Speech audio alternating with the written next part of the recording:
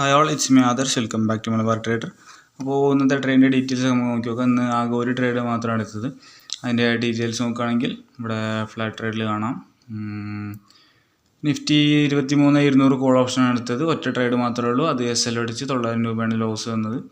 അതിൻ്റെ ഡീറ്റെയിൽസ് നോക്കുകയാണെന്നുണ്ടെങ്കിൽ 12:31 എൻട്രി, 12:37 ആയപ്പം SL അടിച്ച് പെട്ടെന്ന് കഴിഞ്ഞ് ഒരു 5, 6, 7 മിനിറ്റൊക്കെ ഉണ്ടായിരുന്നുള്ളൂ. അപ്പോൾ അതിൻ്റെ ഡീറ്റെയിൽസ് നമുക്ക് ചാർട്ടിൽ നോക്കി നോക്കാം. അപ്പോൾ ഞാൻ എൻട്രി എടുത്തത് ഒരു higher time frame liquidity tap ചെയ്തപ്പോഴാണ്. ആ ഹയർ ടൈം ഫ്രെയിം ലിക്വിഡിറ്റി ആദ്യം ഒന്ന് കാണിച്ചു തരാം. അപ്പോൾ ഇന്ന് 50 മിനിറ്റിൽ ഉണ്ടാക്കിയ ഒരു ലെവലുണ്ട് ഇവിടെ, ഏകദേശം ഈ ഒരു ക്യാൻഡിലിൻ്റെ ലോ ഏരിയയിൽ. ഓക്കെ, ഇത് ടാപ്പ് ചെയ്തതിന് ശേഷം മാർക്കറ്റ് ഇന്ന് ക്രിയേറ്റ് ചെയ്തൊരു ലെവലാണ് മാർക്കറ്റിൽ. അത് ക്രിയേറ്റ് ആയതിനു ശേഷം ഞാൻ ടാപ്പ് ചെയ്യാൻ വേണ്ടി വെയിറ്റ് ചെയ്തു. മാർക്കറ്റ് താഴേക്ക് വന്ന് ടാപ്പ് ചെയ്തതിന് ശേഷം ഞാൻ 1 മിനിറ്റിലേക്ക് മാറ്റി. 1 മിനിറ്റിലേക്ക് മാറ്റിയിട്ട് ഈ ഒരു ഏരിയയാണ് അത് ടാപ്പ് ചെയ്ത് 12:18 ആയപ്പോഴാണ് അത് ടാപ്പ് ചെയ്തത്. ആ ടാപ്പ് ചെയ്തതിന് ശേഷം 1 മിനിറ്റിൽ എനിക്കൊരു പ്രോപ്പർ എൻട്രി എന്നത് ഏകദേശം ഈ ഒരു ഏരിയയിൽ എത്തിയപ്പോഴാണ്. ഇവിടെ ടൈം ഇതാ 12:31. അപ്പോൾ ഈ 12:31 ക്യാൻഡിലാണ് എനിക്ക് എൻട്രി എന്നത്.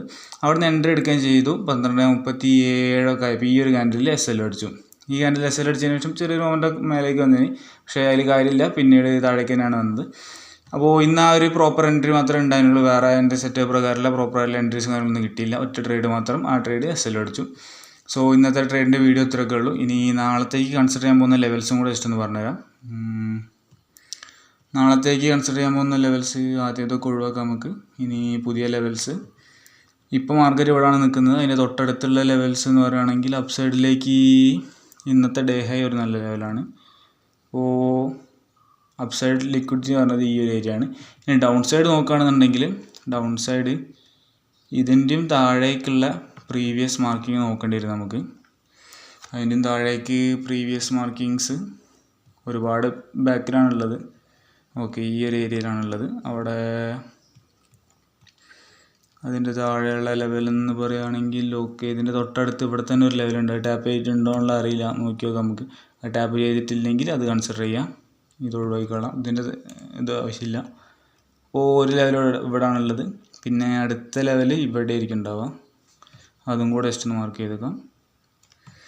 ഓക്കെ, അപ്പോൾ ഇതാണ്. ഈ ഒരു ഏരിയയിലും കൂടെ ഒരു ലെവലുണ്ട്,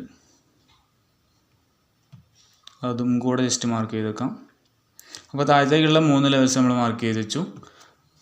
മേലേക്കുള്ള ഒരു ലെവലും മാർക്ക് ചെയ്ത് വെച്ചു. അപ്പോൾ ഇത്രയും ലെവൽസ് ടാപ്പ് ചെയ്യുന്ന സമയത്തായിരിക്കും നാളെ എൻട്രീസ് കൺസിഡർ ചെയ്യാം.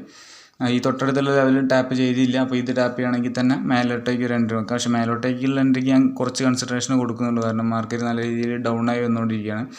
അപ്പോൾ ഒരു എൻട്രി മാത്രം വേണമെങ്കിൽ മേലേക്ക് നോക്കാം. അത് കഴിഞ്ഞാൽ പിന്നെ മാർക്കറ്റിൻ്റെ ഡയറക്ഷൻ മേലേക്കാണെങ്കിൽ മേലേക്ക് തന്നെ എടുക്കും.